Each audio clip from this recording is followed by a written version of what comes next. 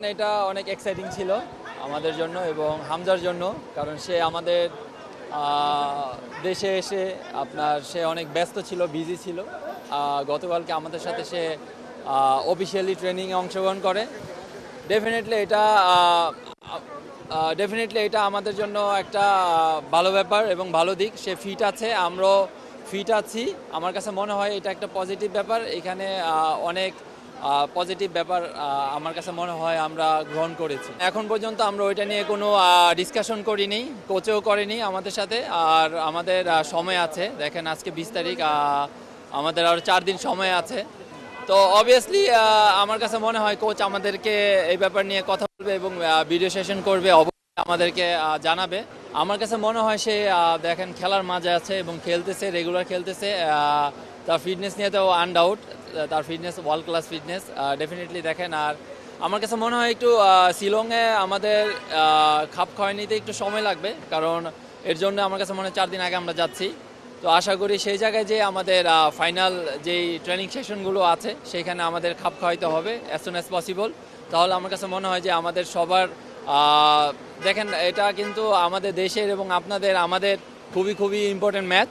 সেইখানে আমরা যত তাড়াতাড়ি আমাদেরকে তৈরি করে নিতে পারবো, আমার কাছে মনে হয় সেইখানে যে আমাদের জন্য ভালো হবে এবং দেশের জন্য ভালো হবে। বর্তমান যে আমাদের টিমটা, এখন আমি মনে করি আমরা খুব ভালো একটা প্রস্তুতি নিয়ে আমরা ইন্ডিয়ার সাথে ম্যাচ খেলতে যাচ্ছি। সৌদি আরবে খুব ভালো আমাদের একটা প্র্যাকটিস সেশন ছিল। সো আমি মনে করি ওভারঅল যেহেতু নতুন করে টিমে জয়েন করছে হামজা চৌধুরী, সো অবশ্যই একটা বাড়তি একটা আমাদের টিমের একটা যে বর্তমান টিমের যে কন্ডিশন, আমি মনে করি আমরা একটা ভালো একটা রেজাল্ট করতে পারবো। আর হামজা খুবই তাড়াতাড়ি আমাদের সাথে মানিয়ে নিতে পারছে, মনে হচ্ছে যে ও আমাদের সাথে অনেক দিন ধরে খেলতেছে। সো এটা আমাদের যারা আমরা দেশি বা আমরা যারা বাংলাদেশি প্লেয়ার আছি, সো ওর সাথে আমরা খুবই যত তাড়াতাড়ি মানিয়ে নিতে পারবো, এটা টিমের জন্য ভালো।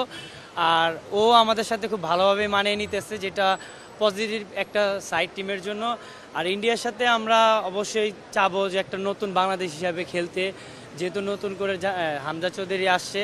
সো আমরা চাবোই যে ভালোভাবে স্টার্ট করতে, যে একটা ভালো জয় দিয়ে যেন শুরু করতে পারি। হামজাকে যেন এই জয়টা আমরা দেশি প্লেয়াররা দিতে পারি, যারা আমরা লোকাল প্লেয়ার আছি, যেহেতু ইংলিশ প্রিমিয়ার লিগ খেলে। সো নতুন করে যেন আমরা একটা ভালো একটা ভাবে স্টার্ট করে বাংলাদেশ টিমকে যেন ভালো একটা জায়গায় নিয়ে যেতে পারি। অবশ্যই কম্পিটিশন আর হেলদি অবশ্যই হবে, কারণ আপনি যত একটা পজিশনে যত প্লেয়ার থাকবে, ওই প্লেয়ারের কম্পিটিশনটা তত ভালো হবে। এটা আমি মনে করি একটা পজিটিভ সাইন টিমের জন্য। আমি মনে করি এটা প্রতিটা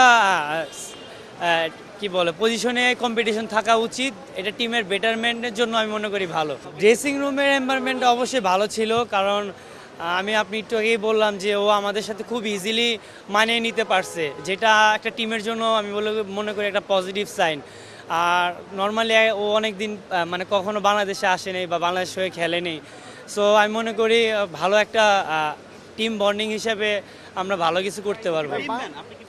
অবশ্যই দেখেন, ও এত বড় টপ প্লেয়ার, ওর মধ্যে ওই জিনিসটা নাই যে ও একটা বড় লেভেলে খেলে দেন আমাদের সাথে খেলতেছে। ওর মধ্যেই এই জিনিসটা কাজ করতেছে না যে আমাদেরকে ইগনোর করবে বা ওরকম।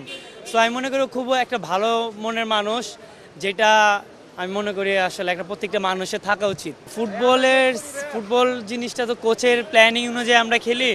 সো আমরা চেষ্টা করব কোচের প্ল্যানিং অনুযায়ী খেলার জন্য। আর হামজাও চাবে যে কোচ যেভাবে চায় ওভাবেই খেলতে। সো ফুটবলের ভাষা ওভারঅল ধরতে গেলে একটাই।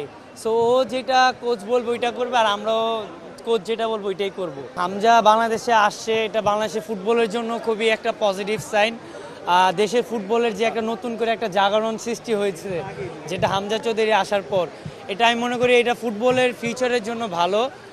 কারণ ওকে দেখে বা আরও যারা সামনের দিকে ফুটবল খেলবে, আমি মনে করি বাংলাদেশের ফিউচার অনেক ভালো। হামজা চৌধুরীকে দেখে বাংলাদেশের অনেক প্লেয়াররাই উৎসাহ পাবে।